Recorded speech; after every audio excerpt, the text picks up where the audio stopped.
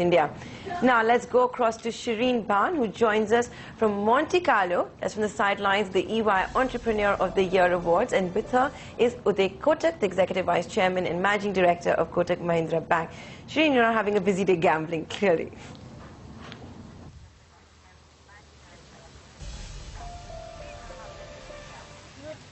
Well, guys, it's not 45 or 46 degrees here in Monte Carlo, but it is pretty bright and sunny. And I've got with me the man at the moment, Uday Kotak, who's representing India at the EY World Entrepreneur Awards. Remember, entrepreneurs from 60 countries are vying for the top spot, and our hopes are rested on Uday Kotak. Mr. Kotak, congratulations for being here, and thank you very much for joining us on CNBC TV 18. What's the mood here like as far as India is concerned? I think the mood overall for this event is quite positive, with 60 country representatives, and it's really great fun meeting so many different people from different countries and amazing stories of success from entrepreneurs around the world. Well, we wish you the very best of luck. I'll talk to you about your entrepreneurial journey in just a bit. But, you know, we had you on the channel a couple of days ago, and since then, the markets have touched even newer highs. Today, creating history, over 7,500 for the Nifty. The Sensex is now heading into blue moon territory as well. As far as the steroid run that we're seeing for the Sensex and the Nifty is concerned, what do you make of it, and do you believe that we have much more room to move up from here? I think the markets in the initial stages went up based on the event, which is the election results.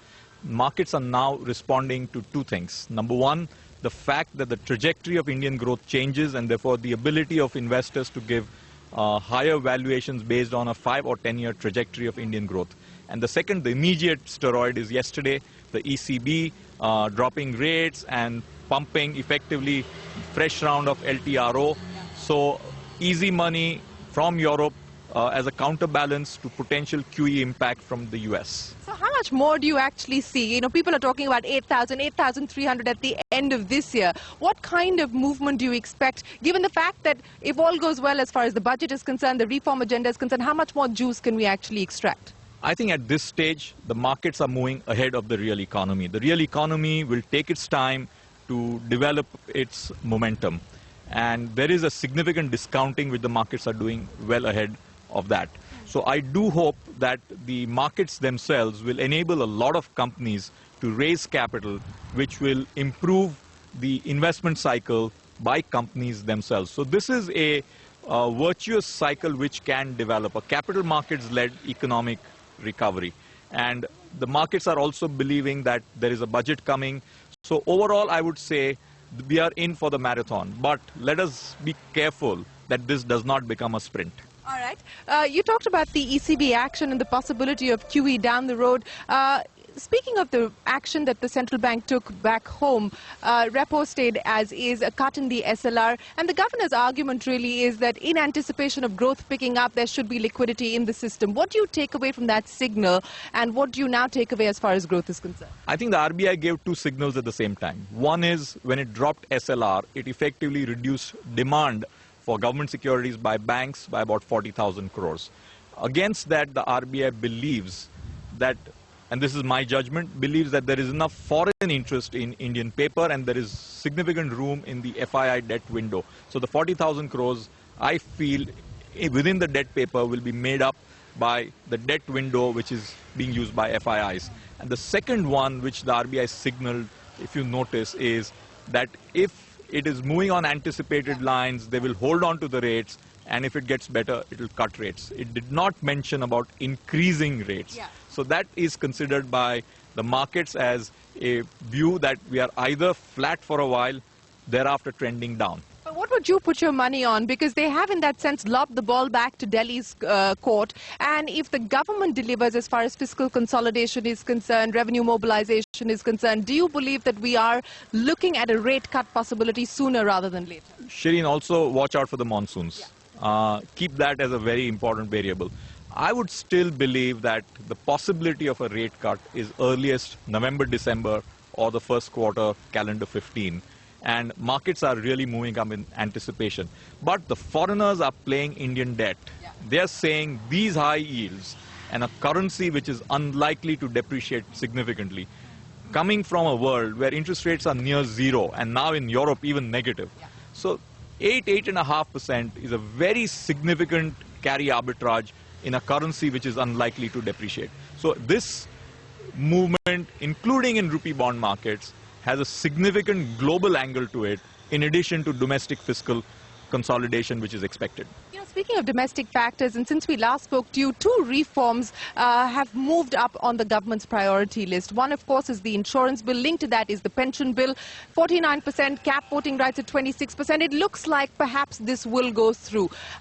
Do you believe that we are going to see not just, you know, people reworking their current joint venture agreements in the insurance sector, but new money and newer participation coming in if this goes through? Of course, I think there is significant global interest. India is back on the global stage. It had sort of fallen off, especially in the last few years. So you go to any global investor, he or she has India back.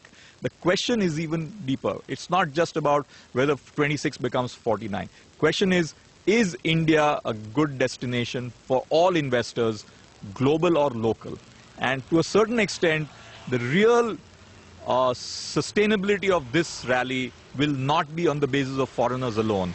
We have now got to see that we have a very significant game plan of moving savers away from gold and real estate into financial savings.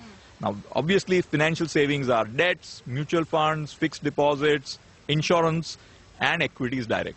So it's a combination of things. And if we make the Indian saver attracted to invest, I think we have achieved a great thing, and we would move the money away from unproductive assets like gold and real estate. You preempted my question, and this is perhaps something that is on the Finance Ministry's agenda as well as the SEBI agenda, and that is what you do to revive retail participation. The Rajiv Gandhi Equity Savings Scheme was one such idea which didn't really take off. There is a possibility that it could be tweaked, it could be reworked. What to your mind should the government do about that, since it is something that perhaps we could see happen in the budget or even before? I think the government has to first focus on the big macro considerations, which is fisc and everything else.